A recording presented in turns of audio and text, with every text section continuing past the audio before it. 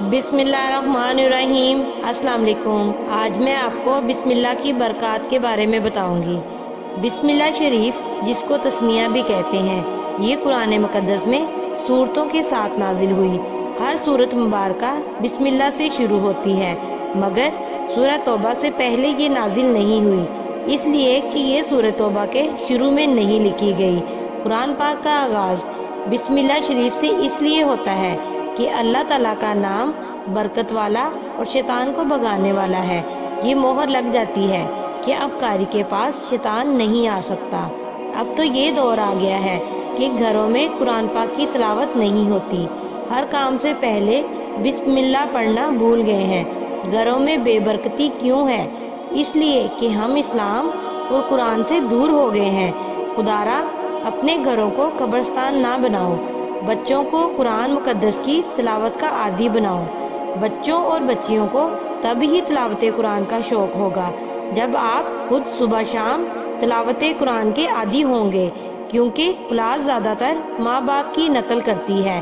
میرے پیارے رسول صلی اللہ علیہ وآلہ وسلم نے ارشاد فرمایا، اے میرے صحابہ، ہر اچھے کام سے پہلے بسم اللہ شریف پڑھا کرو، کیونکہ کفار ہر کام سے پہلے یوں کہتے تھے، بسم اللہ لات العزا، لات اور عزا کے نام سے شروع۔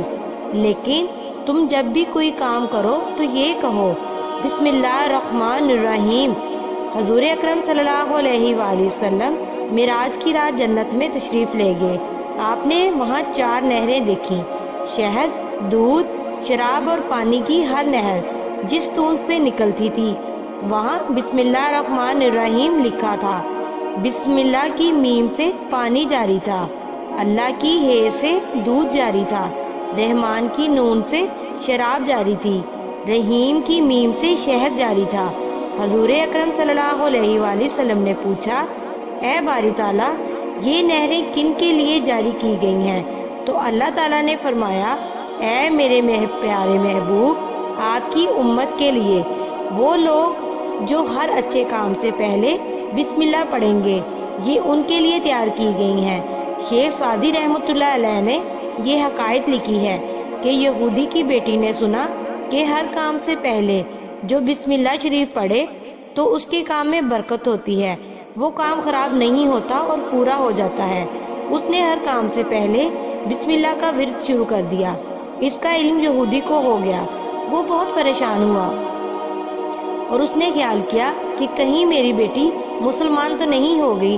اب وہ کوئی بہانہ ڈھونڈنے لگا کہ کسی بہانے اپنی بیٹی کو قتل کر دے۔ ایک دن وہ بازار سے سونے کی انگوٹھی لے کر آیا اور بولا، اسے پہن لے، جب ضرورت ہوگی تو لے لوں گا۔ اس لڑکی نے بسم اللہ پڑھ کر وہ انگوٹھی اپنی انگلی میں پہن لی۔ جب رات ہوئی تو دیکھا کہ بیٹی سوئی ہوئی ہے۔ اس نے اپنی بیٹی کے ہاتھ سے وہ انگوٹھی اتار لی اور مدینے کے باہر ایک نہر تھی، اس میں پھینک آیا۔ چند دن بعد اس نے گھر میں ایک دعوت کا اہتمام کیا۔ لڑکی کے ماموں، چچا وغیرہ کو بلوایا اور خود بازار آ گیا۔ وہاں سے مچھلی خرید لایا اور بولا، بیٹی اس مچھلی کو کاٹ کر پکاؤ اور کھانا تیار کرو۔ اس لڑکی نے چھری ہاتھ میں لی اور پڑھا، بسم اللہ الرحمن الرحیم۔ جب مچھلی کا پیٹ چاک کیا تو اس میں سے انگوٹھی مل گئی۔ اس نے انگوٹھی بسم اللہ پڑھ کر انگلی میں ڈال لی۔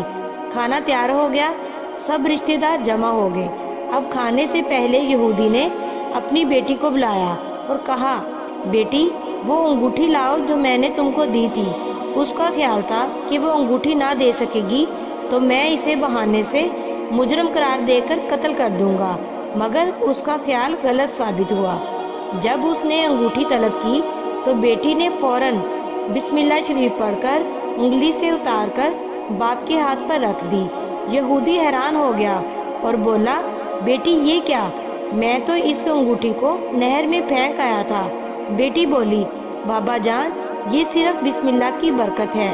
یہ سارا واقعہ سن کر یہودی بولا، اے بیٹی، جس کے کلام میں اتنی برکت ہے تو وہ خود کتنی شان والا ہوگا۔ تمام رشتہ دار مل کر سرکار مدینہ صلی اللہ علیہ وآلہ وسلم کی بارگاہ میں حاضر ہوئے اور مسلمان ہو گئے۔ سرکار مدینہ صلی اللہ علیہ وآلہ وسلم نے ارشاد فرمایا، جب کھانا کھاؤ تو پہلے بسم اللہ پڑھ لیا کرو۔ ایک مقام پر صحابہ کرام کھانا کھا رہے تھے۔ اتنے میں حضور اکرم صلی اللہ علیہ وآلہ وسلم مسکرانے لگے۔ صحابہ کرام نے عرض کیا، یا رسول اللہ صلی اللہ علیہ وآلہ وسلم، آپ سدا مسکراتے رہیں، کیا وجہ ہے کہ آپ مسکرائے؟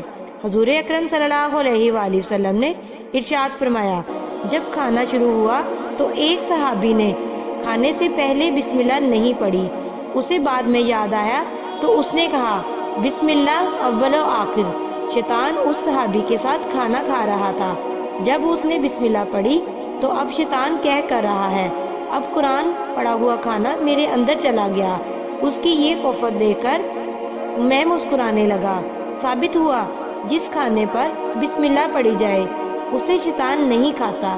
ہم کھانے پر قرآن پاک کی مقدس چند صورتیں تلاوت کرتے ہیں، درود شریف بھی پڑھتے ہیں اور پھر دعا ہوتی ہے۔ اسے ختم شریف کہا جاتا ہے۔ ایسا کھانا شیطان کی طاقت سے باہر ہو جاتا ہے، تو ایسے کھانے کو صرف پاک لوگ ہی کھاتے ہیں۔ اس کھانے کی برکت سے فیض حاصل ہوتا ہے۔ حضرت نوح علیہ السلام نے کشتی تیار کی، جب اوپر سے پانی بھی برسا اور زمین سے بھی پانی نکلا تو کشتی تیرنے لگی مگر چلتی نہ تھی۔ حضرت نوح علیہ السلام نے عرض کیا، یا اللہ یہ کشتی چلتی نہیں۔ اللہ تعالیٰ نے ارشاد فرمایا، اسے میرے نام کے ساتھ چلا۔ حضرت نوح علیہ السلام نے بسم اللہ الرحمن الرحیم پڑھی۔ حضرت نوح علیہ السلام کی کشتی اللہ تعالیٰ کی نام کی برکت سے چلنے لگی اور کنارے جا لگی۔ حضرت موسیٰ علیہ السلام کا مقابلہ فرعون سے ہوا۔ آپ علیہ السلام نے دعا فرمائی، یا اللہ یہ فرعون تیری توحید اور میری رسالت کا منکر ہے، اس لیے اسے عذاب دے اور اسے برباد کر دے۔ اللہ تعالیٰ نے ارشاد فرمایا، اے میرے کلیم اللہ، جب اس نے اپنا محل بنایا تھا تو اس کے دروازے پر لکھا تھا بسم اللہ الرحمن الرحیم۔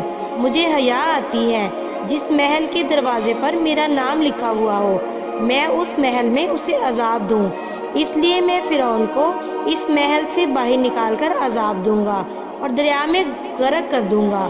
حضرت سلمان علیہ السلام نے ملک سبا کی ملکہ بلقیس کو جب خط لکھا تو ابتدا میں لکھا، یہ سلمان کی طرف سے ہے اور یہ اللہ کے نام کے ساتھ ہے، یہ نہایت مہربان اور رحم کرنے والا ہے۔ حضور اکرم صلی اللہ علیہ وآلہ وسلم نے ارشاد فرمایا، اگر حضرت سلمان علیہ السلام اپنا خط بسم اللہ سے شروع نہ کرتے تو ملکہ بلقیس کبھی بھی مطیع ہو کر ان کے دربار میں نہ آتی۔ یہ بسم اللہ کی برکت ہے کہ اس سے مشکلات دور ہو جاتی ہیں۔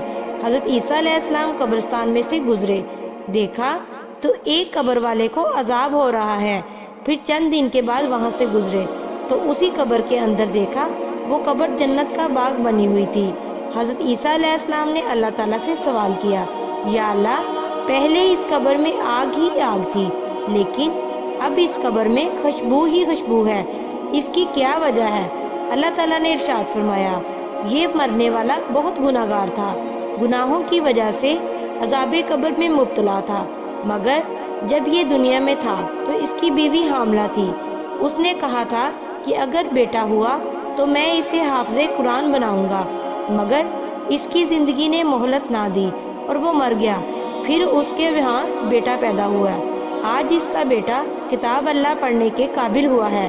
اس کی بیوی اپنے بیٹے کو آج استاد کے پاس لے کر گئی اور بیٹے نے پڑھا ہے بسم اللہ الرحمن الرحیم، اس لیے مجھے حیا آئی جس کا بیٹا زمین کے اوپر میرا نام اللہ رحمان اور رحیم لے کر پکار رہا ہے تو میں اسے قبر میں عذاب دوں، اس لیے میں نے اس پر سے عذاب قبر ٹال دیا اور اسے بخش دیا۔ سبحان اللہ، ذرا غور کرو، جس کا بیٹا صرف بسم اللہ ہی پڑھے تو اس کی بخشش ہو جاتی ہے، تو وہ بیٹا جو حافظ قرآن ہو، قرآن کا عالم ہو، قاری قرآن ہو، اس کے والدین کی کیا شان ہوگی۔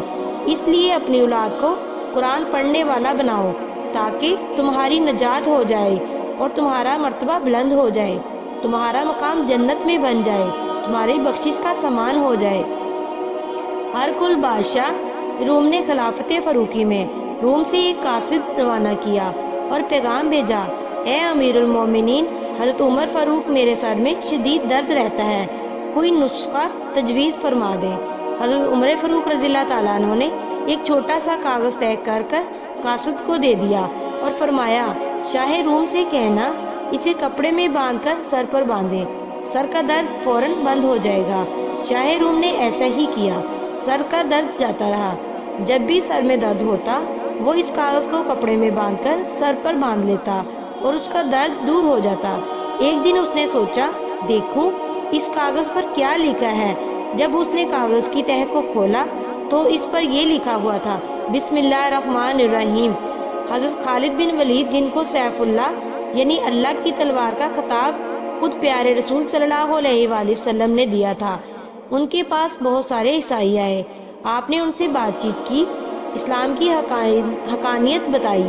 رسول اکرم صلی اللہ علیہ وآلہ وسلم رسالت نبوت کے فضائل بیان کیے، مگر وہ عیسائی نہ مانے۔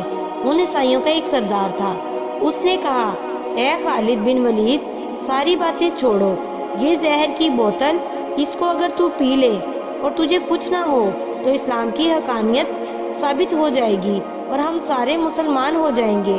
حضرت خالد بن ولید نے وہ زہر والی بوتل ہاتھ میں لی اور فرمایا، اگر تم میرے رسول اکرم صلی اللہ علیہ وآلہ وسلم کے غلام ہو جاؤ اور پھر یہ زہر تو میں کچھ بھی نہیں، میں ایسی کئی بوتلیں پی سکتا ہوں۔ اگر میرے اللہ نے چاہا تو رسول اللہ صلی اللہ علیہ وآلہ وسلم کے صدقے مجھے کچھ نہیں ہوگا۔ آپ نے پڑھا بسم اللہ الرحمن الرحیم اور ساری بوتل خالی کر دی، وہ زہر سارے کا سارا پی لیا۔ اب عیسائی دیکھ رہے تھے اور خیال کر رہے تھے کہ ابھی مر جائے گا، لیکن 2-3 گھنٹے گزر جانے کے بعد آپ پر کوئی اثر نہ ہوا۔ آپ نے فرمایا، کیا سوچ رہے ہو؟ یہ بسم اللہ شریف کی برکت ہے کہ وہ زہر شہد میں تبدیل ہو گیا۔ اب تم اپنا وعدہ پورا کرو۔ سارے کے سارے عیسائی مسلمان ہو گئے اور اسلام اور قرآن کی فضیلت جان گئے، مسلمان ہو کر گھروں کو لوٹے اور جنت کے حقدار بن گئے۔ تفسیر عزیزی میں حضرت عبدالعزیز محدث دہلوی رقم تراز ہیں، ایک شخص نے مرنے سے پہلے وصیت کی کہ جب میں مر جاؤں تو میرے کفن پر لکھ دینا بسم اللہ الرحمن الرحیم۔ وہ شخص مر گیا، اس کی وصیت کے مطابق اس کے کفن پر بسم اللہ شریف لکھ دی۔ جب وہ قبر میں گیا تو اہل کشف نے اس سے دریافت کیا کہ تیرے ساتھ کیسے سلوک ہوا؟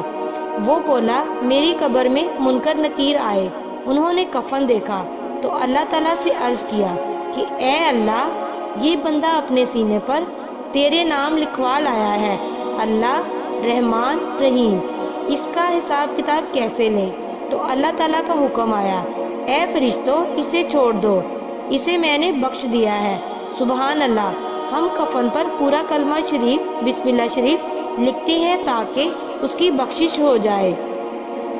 ہر کام سے پہلے بسم اللہ شریف ضرور پڑھو۔